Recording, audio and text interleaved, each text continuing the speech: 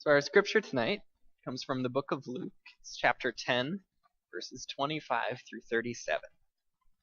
So it says this. A legal expert stood up to test Jesus.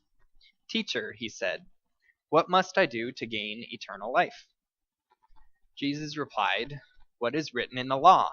How do you interpret it?" He responded, "You must love the Lord your God with all your heart, with all your being, with all your strength, and with all your mind, and love your neighbor as yourself." Jesus said to him, "You have answered correctly. Do this, and you will live." But the legal expert wanted to prove that he was right. And so he said to Jesus, "And who is my neighbor?" Jesus replied, "A man went down from Jerusalem to Jericho. He encountered thieves, who stripped him naked, beat him up, and left him near death. Now it just so happened that a priest was also going down the same road. When he saw the injured man, he crossed over to the other side of the road and went on his way. Likewise, a Levite came by that spot, saw the injured man, and crossed over to the other side of the road and went on his way. A Samaritan who was on a journey came to where the man was, but when he saw him, he was moved with compassion.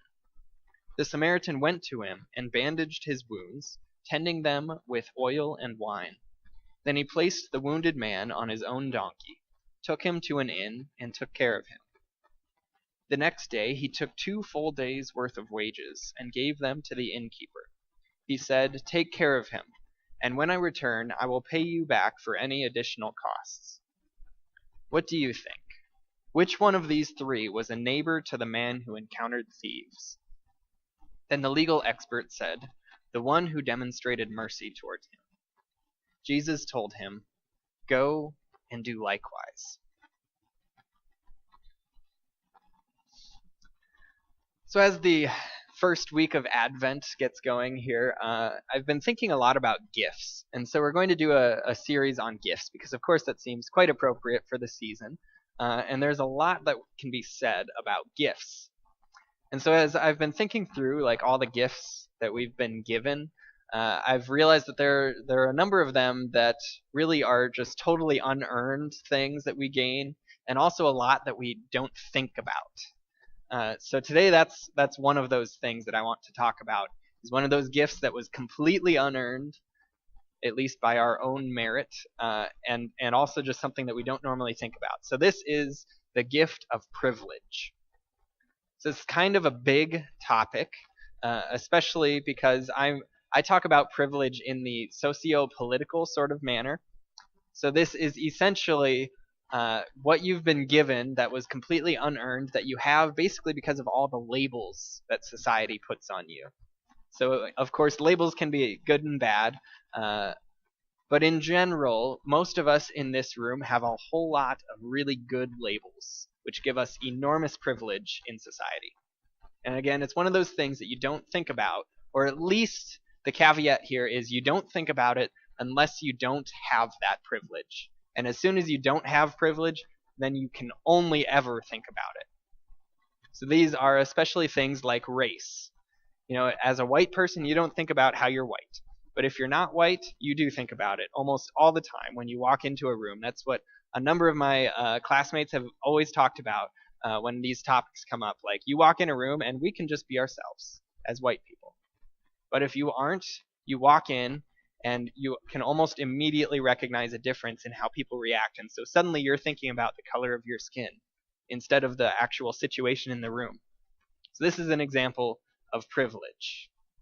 And of course, with these labels come along a lot of different stereotypes and a lot of, say, things like racism and sexism and ageism and all these things.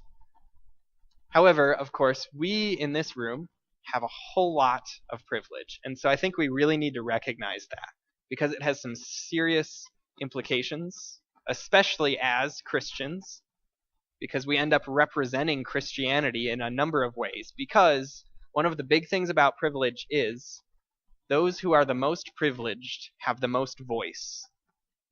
Those who have the most privilege are the ones who are heard the most in society.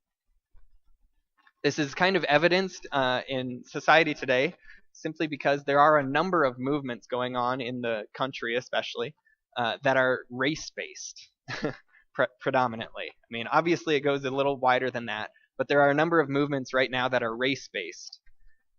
And they often, or right now, they aren't really moving because they are the minorities. This is one of the big underlying issues to why you keep hearing about things like Black Lives Matter and the No DAPL, DAPL, Dakota Access Pipeline. There we go, because that's generally an American Indian movement.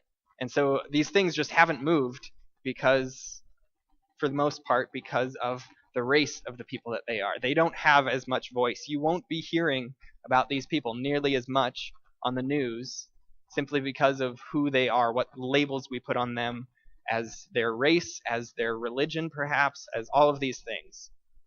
However, as soon as there are white people affected, frankly, these are the things that we hear about the most. So, getting back to this story that we read tonight, this is usually referred to as the Good Samaritan. It's one of those stories that in church we talk about quite a lot. It's one of those kind of classic Jesus stories when this legal expert, asks Jesus, "Who is my neighbor?"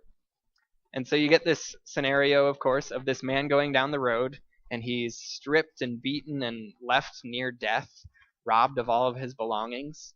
And you get, of course, first the priest who walks past, glances him, turns a blind eye, and just continues on his day. He's got things to do. He keeps moving.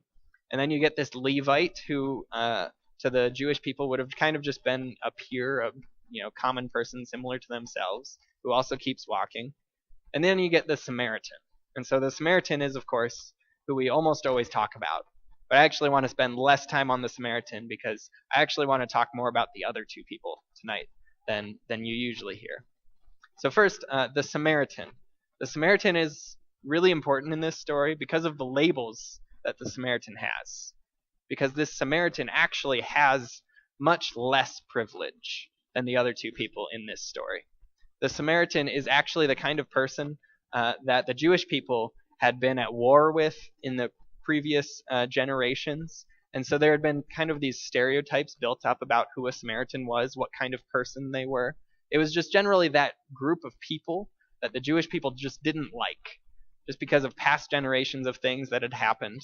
And so now I think of the Samaritan as somebody like somebody say like a Syrian. Like we have all these stereotypes about Syrian people. So this would have been like if a Syrian person were walking down the road and took pity on this person, who would have been probably similar to a Jewish person. This would have been a peer for them. So imagine a Syrian person stopping to help you, fix a tire or, something like that. This is essentially what Jesus is pointing out by putting these labels on these three people who stop. That this is not the person you would expect to stop. This is not a person that society generally likes. But this is the person who takes the time to show mercy, have compassion, and do a little bit of social justice in this. So on the other hand, you get first the priest. This is, of course, in our society at the very least, we expect the priest, the pastor, whatever, to be the, moral guide for people. This would be the person that you would hope seeks to do justice in the world. And yet in the story, this is the man who walks right past. He obviously sees the person, he sees the need, but they're the one that walks right past.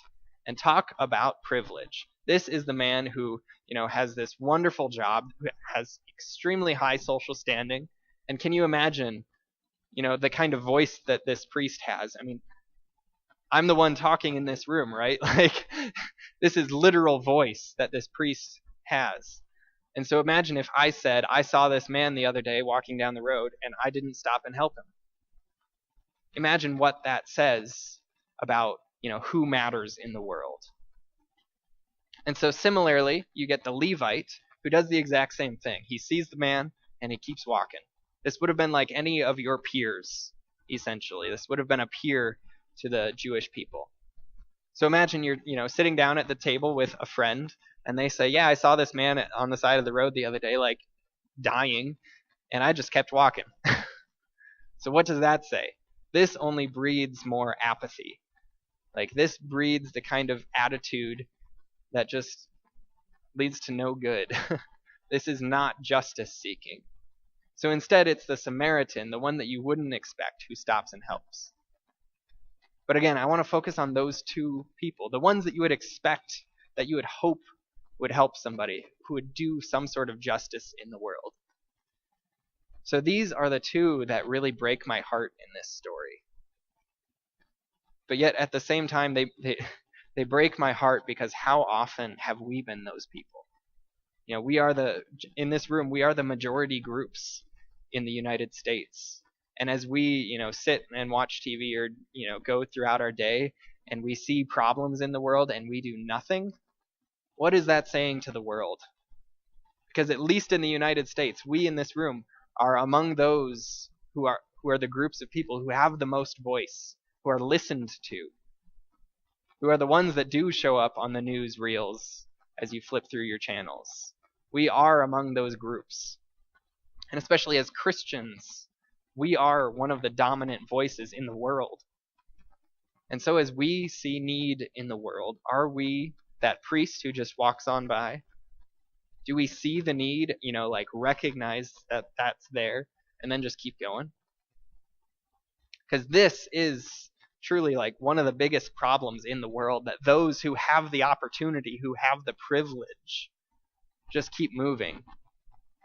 Because of course, also one huge aspect of privilege is that those who are privileged kind of have this obligation to help. Because when Jesus talks about helping the poor, helping the needy, he's not talking to a bunch of poor people. That wouldn't really be very helpful. He's talking to people who have the means, who have the money, who have the opportunity to help. We all probably have the opportunity to help. We have at least just enough money. We have just enough, clothes. We have just enough to be able to do something. At the very least, we do have that voice. And so also in this story, it is showing that these actions speak very loudly.